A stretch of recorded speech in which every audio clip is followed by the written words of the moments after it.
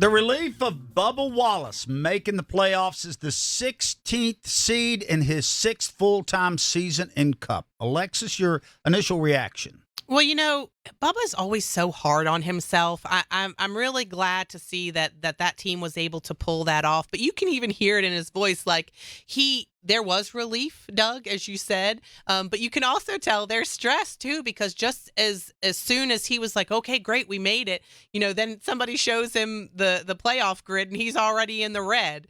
So he just goes from one stressful event to another. But when you think about where he's been with 23-11, and we've talked about it, as long as that team has been in existence, that the playoffs were really the goal for that team. And they have some wins, but they were never able to really make the playoffs work, for them. And I hope they can turn it around this time. But that being said, they are the 16th seed, and they have the biggest hill to climb of anyone out there. So, happy for them, but also can understand the stress that team is feeling today, probably. Brad, shouldn't they allow themselves maybe 48 hours of just, oh boy, we're in the show before they worry about where they are in the show?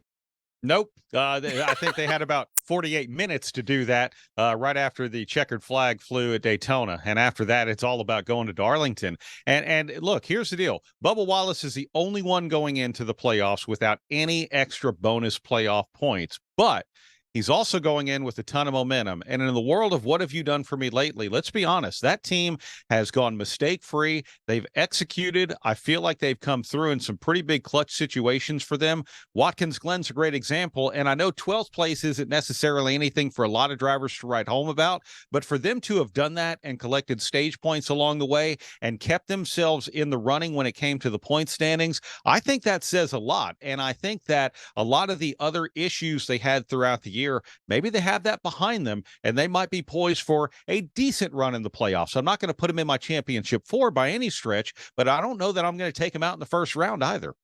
Alexis, do you see any way, is there a path for Bubba to get out of the first round after those first three races, which are Darlington, Kansas, and then the Bristol night race? Yeah, I think certainly to race smart, which they have been doing. To Brad's point, they have been doing that just to get to this point. And if they can continue that trend, I think that'll go a long way. I think they might also need to have a little bit of luck on their side, like they've also had. Clearly, they were lucky that we didn't have a first-time winner on Saturday night that completely negated all of their hard work and pushed them out of the playoffs.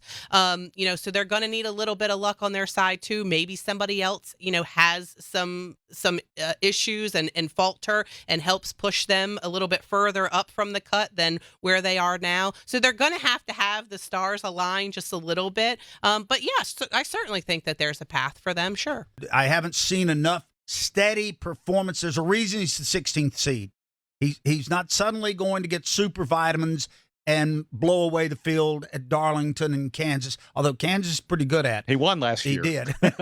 But I that's what it's going to take. It's going to take another win. I think he can't, there's no path for him to point his way up there. Being good, he's going to have to be better than everybody on one of these next three races if he wants to advance in the playoffs. I think that's fair to say about everybody that's down in that bottom. Yeah, I was going to say, I think unfortunately that is, what anybody that's sitting in red right now is going to have to face, because they just don't have that, overdraft protection, if you will, of a lot of playoff points or any playoff points for Bubba. So it's going to be difficult, but where we sit right now, haven't even turned a lap in this 10-race playoff. I think there's a path for everybody. What that path is different. Some people have an easier path. Some people have a harder path. But without seeing any laps turned yet in this playoff, it's possible. It is possible. The only person that I see in that bottom group that could advance is Michael McDowell. I don't think Ricky Stenhouse Jr. is going to get another win. They've been better than some one-off Daytona winners. Kevin Harvick, and I'd love to see it happen. See, I would say that Bubba has a better shot than Stenhouse or Harvick. Maybe not McDowell, but certainly based on Kansas last year. Just based on where they've been. What do you think?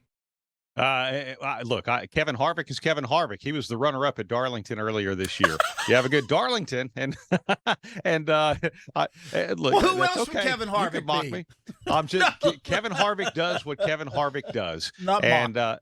and look, the fact is, I think Kevin Harvick advances. I feel Bubba Wallace. There's a lot of what have you done for me lately, and the momentum that they have. I think they get out. I can't say the same for Ricky Stenhouse Jr. or Michael McDowell. But and I know we're going to talk a lot later on about our first four out. But yeah, I see a clear path, in my opinion, where Kevin Harvick and Bubba Wallace could actually get out of this first round and be contending in the round of 12. Michael McDowell will be on the playoff mountain after the first three races.